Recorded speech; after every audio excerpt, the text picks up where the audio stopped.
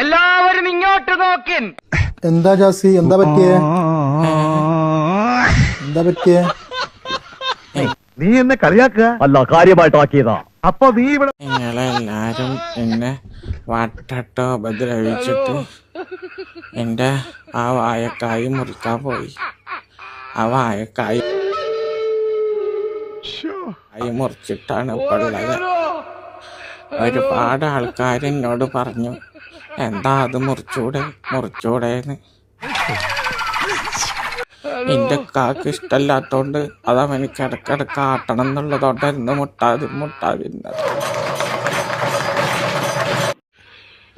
ഇനി ആരും എന്നെ എങ്ങനെ ഉപദ്രവിക്കരുത്. ഞാൻ എങ്ങനെ ആയിട്ട് പോകുന്നു. ഇനി അത് മുറിച്ചു. എന്നാലും ആ നഴ്സിനോടൊക്കെ പറയാനും ആരാണേലും ചിരിച്ചു. ഇന്നലെ വീട്ടിൽ ചെന്നിട്ട് ഞാനിത് ഓർത്തെന്നറിയുള്ളത്. ഒരു തുമ്പെങ്കിലും ബാക്കി അവിടെ വെക്കായിരുന്നു. മൊത്തം മുറിച്ചു.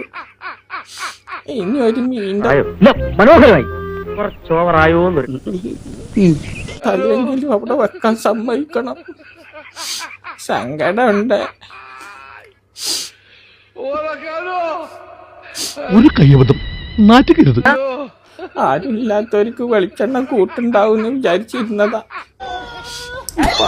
കിട്ടിയ മുതലും പലിശ ചേർത്ത് കിട്ടി. ആരും കണ്ടില്ല. അതില്ല.